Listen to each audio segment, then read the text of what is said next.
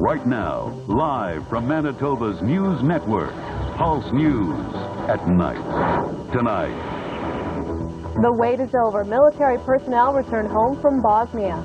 And the Red Cross makes another flood extension. plus the big story. Rural doctors are voting on their future. Good evening. Tonight, members of the Manitoba Medical Association voted on the future of rural Medicare, and it isn't any clearer.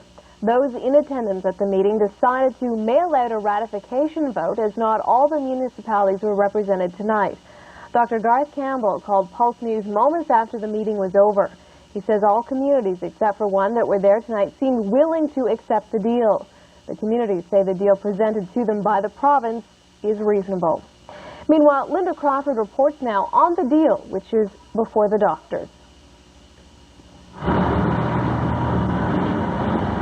As a mother of two young boys, Marie Mosel has worried ever since the Beausejour emergency room stopped after-hours service 3 months ago. They're smaller and it doesn't take much. Something happens so quick, and it's sometimes where it's a matter of minutes or hours. These people are here to protect them, not police them. Tom Kennedy, CBC News, Hong Kong, China.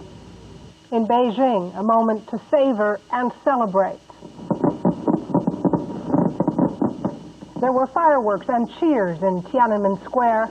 The handover ceremony was shown on a giant screen as 100,000 people watched. People were watching in Canada, too, some whose past links them. Everyone else is to see their husbands and their boyfriends and everything else, so I can't wait till he gets home, though. Chelsea Rempel is impatiently waiting her fiancé's arrival. He's been on stabilization duty in Bosnia for the last 6 months. She missed you, you know. Well, I'm really happy to be home, to be honest. It's long overdue, and I guess that's all I got to say. I'm just so happy to just finally be home. Stefan is one of 90 members of the 2nd Battalion, Princess Patricia's Canadian Light Infantry, who were lucky enough to be the first ones to come home after their NATO-led stabilization duty was completed. It's incredible to be back home. We have such a wonderful country, and people don't realize what we have at our disposal as opposed to what these people live in. I saw so much devastation. Peggy Brogard is elated to be back in her husband's arms. Usually she goes on tour with him. She says the last 6 months were the longest of her life. So this is the first time I actually had to stay behind, and he went alone. So it was a bit different. There will be more wonderful reunions like this coming up in the next few weeks. The remaining 400 deployed members are expected back into the city between July 7th and 17th. In Winnipeg, Naleen Rampersad, Pulse News. Oh, it's a big day. Ottawa to help celebrate Canada Day.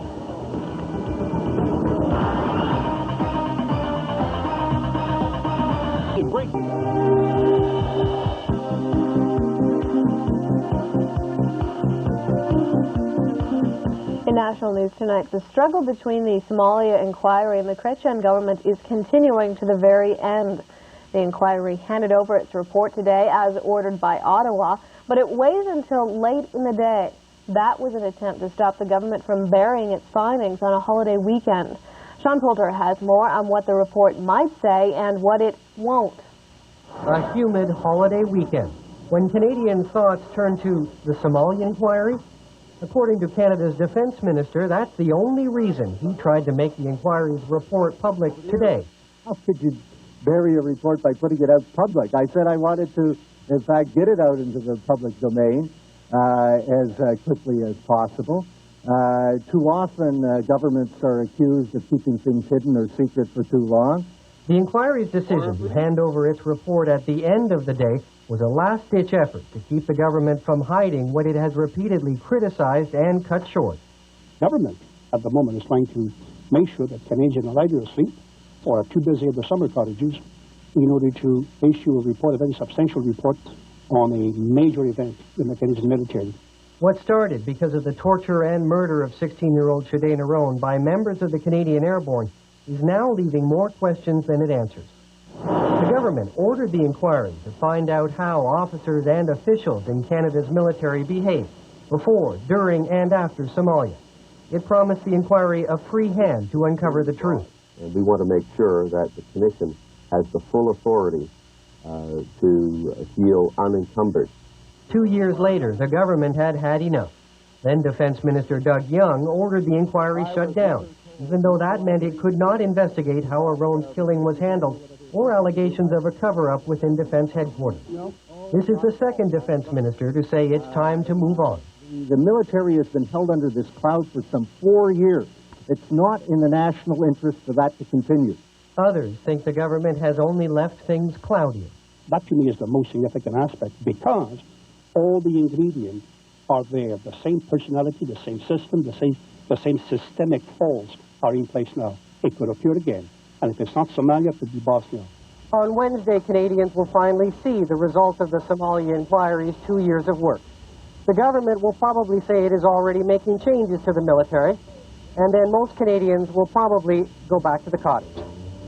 Sean Poulter, ISN, Ottawa. While Prince Charles was representing his mother in Hong Kong today, the Queen was busy in Canada.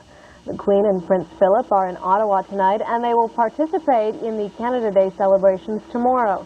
There's been no official statement from the Queen regarding the turnover of Hong Kong.